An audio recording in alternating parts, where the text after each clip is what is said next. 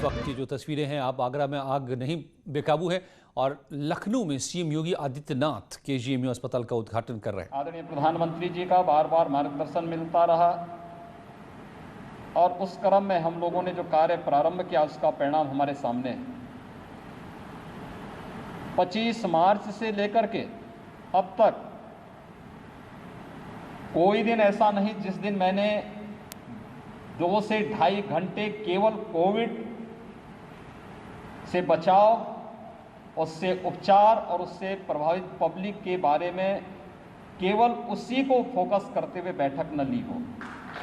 पूरे प्रदेश के अंदर इन सभी कार्यक्रमों को लेकर के हमारा एक रूटीन का कार्यक्रम बनता है।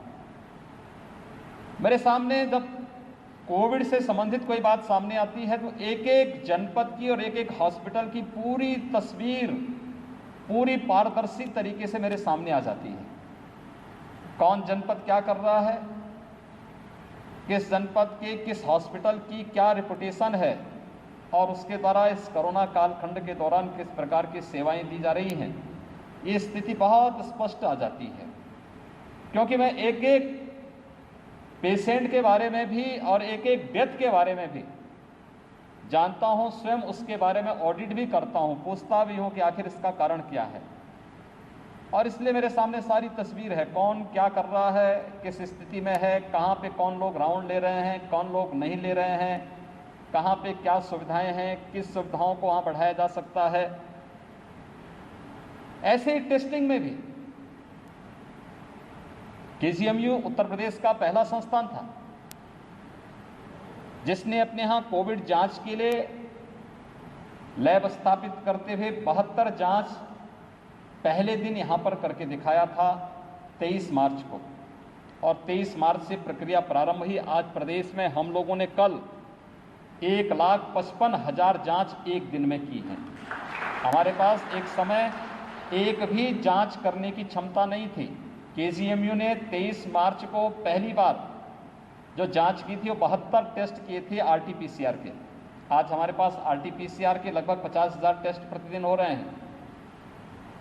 3,500 के आसपास ट्रूनेट मशीन से भी टेस्ट की कोविड टेस्ट हो रहे हैं और लगभग 1 लाख से ऊपर हम लोग प्रतिदिन एंटीजन टेस्ट भी कर रहे हैं। बड़े पैमाने पर एक कार्यक्रम चल रहे हैं और इससे काफी लोगों को बचाने में मदद भी मिली। हम उन आंकड़ों में जाना नहीं चाहेंगे कि अन्य राज्यों की और अन्य देशों के अंदर पॉजिटिविटी और डेथ रेट क्या है, लेकिन हमारा जो दायित्व है, हम अपने दायित्व का निर्वहन किस रूप में कर रहे हैं। और मैं बार बार इस बात को कहता हूं कि केजीएमयू, एसजीपीजीआई, आरएमएल, इनको तो पूरे प्रदेश के लिए एक मॉडल बनना चाहिए। और मैंने इसीलिए इन तीनों संस्थाओं के प्रमुखों के साथ कई राउंड की स्वयं भी बैठक की और मैंने इन लोगों का आह्वान किया कि आप लोगों को अपने हॉस्पिटल की सुविधा को बेहतर करने के साथ ही वर्चुअल आईसीयू संचालित करना चाहिए। यहां से बैठ करके हर कोविड हॉस्पिटल के साथ जुड़ करके उनकी जो भी समस्याएं हैं हम उसके माध्यम से प्रतिदिन इसका समाधान का रास्ता निकालें। और यह कार्य प्रारंभ भी हुआ, एसजीपीजीआई ने इस कार्य को प्रारंभ भी किया। आईसीएमआर ने केजीएमयू को पूरे प्रदेश के अंदर जितनी भी टेस्टिंग लैब्स हैं इन सब के भी मेंटेन की जिम्मेदारी दी है। केजीएमयू उन सब की मॉनिटरिंग भी करता है, उनकी क्वालिटी के बारे में भी केजीएमयू के साथ जुड़ करके वे अपनी क्वालिटी में को स्ट्रेंथन करने का कार्य भी कर रहे हैं। लेकिन एक लंबी लड़ाई लड़ने के लिए हम सबको तैयार होना पड़ेगा। आप सब जानते हैं हम एक ऐसे वायरस से लड़ रहे हैं, एक ऐसा शत्रु है जो अदृश्य है, जिसको आप केवल माइक्रोस्कोप से उसकी आकृति का अनुभव कर सकते हैं, लेकिन उस शत्रु को सामान्य आंखों से आप देख नहीं सकते, सामान्य मनुष्य उसको देख नहीं सकता। और इस प्रकार के शत्रु के बारे में सावधानी ये भी है कि अगर हमने उस शत्रु को पहचान भी लिया और समय से पहले तो बचाव का रास्ता देखना चाहिए। अगर फिर भी अगर शत्रु आ ही गया और हमने उसको पहचान भी लिया, लेकिन समय पे हमने शत्रु से बचाव के साथ ही आगे की रणनीति पर ठीक से काम नहीं किया तो भी वह खतरनाक है। और अगर वैक्सीन या दवा आने के बाद भी वायरस के नेचर में चेंज हुआ तो वह भी एक नई खतरे की घंटी सबके लिए हो सकती है। इसलिए अपनी तैयारी उसी रूप में हम सब की होनी चाहिए। देखिए, मैं बार बार इस बात को कह रहा हूं, कोविड हॉस्पिटल हो या नॉन कोविड हॉस्पिटल, हमें एक बात को देखना होगा। पिछले 25-30 वर्षों के अंदर जिस हेल्थ सिस्टम पर पब्लिक का अगाध विश्वास था, कॉमन मैन के मुंह से बात निकलती थी कि ईश्वर को उन्होंने नहीं देखा, लेकिन ईश्वर के रूप में डॉक्टर उनके सामने है, उनकी आस्था आहत हुई थी। और मैं फिर से कहूँगा, चिकित्सकों से भी, पैरामेडिक्स से भी, नर्सिंग स्टाफ से भी इस विश्वास को आप एक बार फिर से अर्जित कर सकते हैं, बशर्ते सेवा का भाव जिस चिकित्सीय पेशा का मुख्य ध्येय होता है, उस भाव के साथ अगर इस कार्यक्रम को हम आगे बढ़ा लें तो सरकारी सेवाओं के लिए एक अवसर भी है ये, कि जब हम आम जन के उस विश्वास को अर्जित करके लोगों के मन में ये विश्वास पैदा कर सकते हैं कि नहीं, सरकारी सेवाएं बेहतर सेवाएं होती हैं और अब तक वो बेहतर सेवा करके दिखाया है, आगे इससे भी बेहतर करके हम दिखाएंगे, ये विश्वास हमें लोगों के मन में भरना पड़ेगा। नॉन कोविड हॉस्पिटल में भी केजीएमयू चूंकि कोविड भी है, नॉन कोविड भी है, दोनों सुविधाएं यहाँ पे दी जा रही हैं।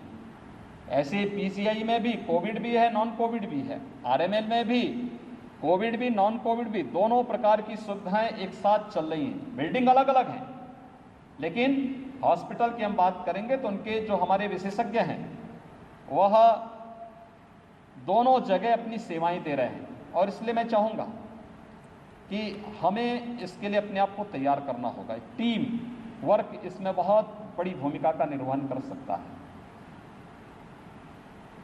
देखिए, कोरोना को हम इतना पैनिक न बना लें, एक सामान्य पेशेंट उससे भयभीत हो जाए, इस प्रकार की स्थिति ना आने पाए।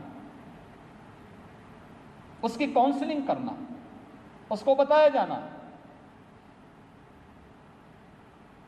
ये डॉक्टर का या इस फील्ड में कार्य करने वाले लोगों का दायित्व बनता है। हम बताएं लोगों को, आश्वस्त करें, कुछ नहीं भाई, ठीक हो जाओगे, कोई समस्या नहीं। अगर हम पहले ही लोगों को ये बोल देंगे, भयभीत कर देंगे, कोरोना हो गया, तो आपके इस हाव भाव से ही वो भयभीत हो जाएगा। हो गया, कोई दिक्कत नहीं, चलो उपचार कराओ, कोई समस्या नहीं, सबसे कमजोर वायरस है, इतना कमजोर वायरस, एक बार हाथ धो दोगे वायरस गायब। यानी बचाव का अब तक कोई वायरस ऐसा है कि अगर उसके बाहर, यानी वह कहीं आपने स्पर्श किया और लगता है कि हाथ में उसके संक्रमण की आशंका हो सकती है, हाथ को केवल सैनिटाइज कर लो, हाथ को साबुन से धो दो, वायरस गायब। मुझे लगता है कि इतना कमजोर वायरस, लेकिन सावधानी उसमें बहुत आवश्यक है। पब्लिक को इसके बारे में अवगत कराना। डॉक्टर बोलेगा, देखिए आप दवा देंगे तो एक कॉमन मैन जब ठीक होके जाएगा तो आपको दुआ जरूर देगा, और एक गरीब की दुआ बहुत मजबूत होती है, बड़ी कारगर होती है, व्यक्ति को आगे बढ़ाती है, और हम लोगों को इस बारे में जरूर ध्यान में देना होगा। अभी भी मैं देख रहा हूं, कोविड के नाते हम लोगों ने मध्य जून में हमने, यानी मुझे याद है 15-16 जून के आसपास मैंने सभी नॉन कोविड हॉस्पिटल को कहा था कि आप ओपीडी अपने प्रारंभ करिए, कोविड केयर सेंटर आप बना दीजिए, वहाँ पे infrared thermometer, pulse oximeter, sanitizer रख करके, उस समय एंटीजन टेस्ट की सुविधा नहीं आई थी, लेकिन हमने तब इस बात को कहा था। बहुत सारी जगह प्रारंभ हो चुका है, बहुत सारी जगह भी प्रारंभ नहीं हुआ है। और मैं चाहूँगा, केजीएमयू में तो एक दिन में 10-10 हज़ार पेशेंट आते हैं, 10 से 15 हज़ार पेशेंट आते थे, ओपीडी इतनी की एक दिन में चलती थी। हमें फिर से उन लोगों की सुविधा देने की तैयारी करनी चाहिए। हम सावधानी रखें, कब तक हम बैठे रहेंगे? कब तक हम पलायन करेंगे एक वायरस से? हमें इसको फेस करना होगा, हर बचाव के रास्ते अपनाने पड़ेंगे, हर एक स्तर पर उसका मुकाबला करने के लिए आगे आना पड़ेगा। और मुझे लगता है ये लड़ाई हम लोग बहुत मजबूती के साथ जीतेंगे, इसमें कोई संदेह नहीं। और मैं इसीलिए हर जगह कोविड हॉस्पिटल के उद्घाटन के लिए स्पेशली, केवल मैं जानता हूं कि हो सकता है कि मेरे जाने के बाद लोगों को इस बात का एहसास होता हो, वह टीम मोटिवेट होकर के इस कार्यक्रम के साथ जुड़े। और इसलिए मैं हर कोविड हॉस्पिटल के उद्घाटन के लिए फील्ड में जरूर जा रहा हूं, जितने भी डेडिकेटेड कोविड हॉस्पिटल हैं, इसीलिए जा रहा हूं कि टीम वहां पर काम करना प्रारंभ करें, किसी प्रकार से भयभीत न हो, सावधानी और बचाव के सारे उपायों को करते हुए हम पूरी मजबूती के साथ आम जन के उस विश्वास को अर्जित करने की दिशा में कार्य प्रारंभ करें, जिसकी आज सबसे बड़ी आवश्यकता इस क्षेत्र में है। इसी बहाने हमारा हेल्थ इंफ्रास्ट्रक्चर का भी स्ट्रेंथन हो रहा है। आपने देखा होगा, अब गोरखपुर जैसे जगह, यानी वहां पे 200 बेड का कोविड हॉस्पिटल था, डेडिकेटेड कोविड हॉस्पिटल, वो हमारी सुपर स्पेशलिटी की बिल्डिंग बनी थी भारत सरकार के सहयोग से। पहले दिन उसमें केवल 10 बेड थे, बाद में बढ़कर के 20 हुए।